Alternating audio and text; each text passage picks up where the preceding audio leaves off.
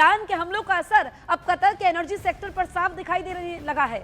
Reuters की exclusive report के मुताबिक इस हमले से कतर की एलएनजी क्षमता को बड़ा नुकसान पहुंचा है। कतर एनर्जी के सीईओ ने दावा किया है कि देश की कुल एलएनजी प्रोडक्शन का करीब 17% हिस्सा ठप हो चुका है। यही नहीं, इस नुकसान का असर अगले 3 से 5 साल तक बना रह सकता है, जिससे ग्लोबल गैस सप्लाई पर भी दबाव बढ़ने की आशंका है।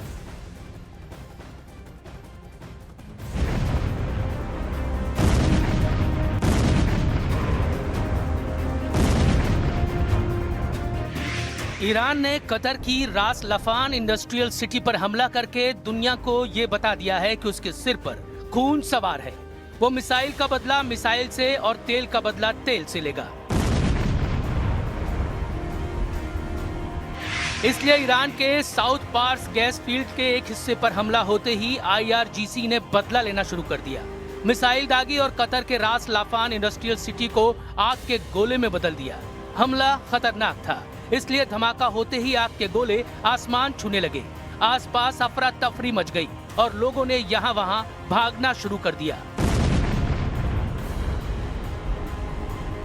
ईरान ने कतर की जिस रास लाफान इंडस्ट्रियल सिटी को आग की लपटों में जलाया, वो कतर का सबसे बड़ा रणनीतिक औद्योगिक क्षेत्र है, जो तेल और गैस उद्योग के लिए जाना जाता है। हमले के बाद कतर ने बयान जारी किया कि उसे भारी नुकसान हुआ। उसने ईरान की हरकत को गैर जिम्मेदाराना बताया, साफ कर दिया कि वो शुरू से इजराइल, अमेरिका और ईरान के झगड़े से बाहर है। इसके बावजूद ईरान ने उस पर अटैक किया, उसे नुकसान पहुंचाया और इसलिए उसे भी आत्मरक्षा का अधिकार है। क्योंकि कतर की सरकारी ऊर्जा कंपनी कतर एनर्जी ने बताया कि उसके कई लिक्विफाइड नेचुरल गैस यानी LNG सुविधाओं पर मिसाइल हमले हुए। इन हमलों में आग लग गई और पहले वाले नुकसान में और भी भारी इजाफा हो गया। इस बीच ट्रंप का भी बयान आया। उन्होंने कहा कि ईरान ने गलतफहमी में कतर के LNG प्लांट को निशाना बनाया और अगर दोबारा ऐसा हुआ तो अमेरिका ईरान के साउथ पार्स गैस फील्ड को पूरी तरह से तबाह कर सकता है, क्योंकि झगड़े की जड़ ही ये थी कि ईरान के साउथ पार्स गैस फील्ड पर इजराइल ने अटैक किया। इसके बाद ईरान बदला लेने पर उतर आया। उसने कतर ही नहीं बल्कि सऊदी अरब की राजधानी रियाद पर भी हमले किए, ड्रोन पर ड्रोन दागे और रियाद को धुआं कर डाला। खबर आई कि ईरान ने रियाद और उसके आसपास के इलाके में लगातार 5 आत्मघाती ड्रोन भेजे, जो अहम तेल क्षेत्रों से टकराए और देखते ही देखते वो जगहें आग उगलने लगी। चीख पुकार मच गई। हमलों ने सऊदी अरब का पारा हाई कर दिया।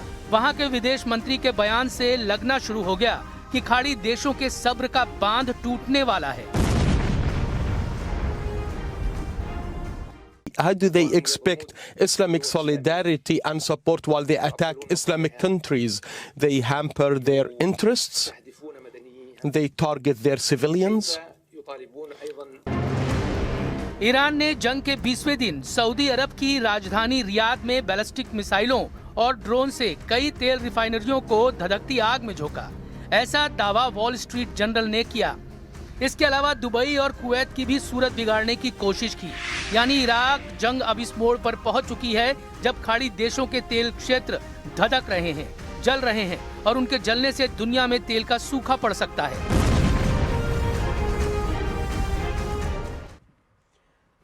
उधर सऊदी अरब ने युद्ध के बीच बड़ा दावा कर दिया है। सऊदी अरब ने 2 और ड्रोन मार गिराने का दावा किया है। वॉर ब्रेकिंग हम आप तक पहुंचा रहे हैं।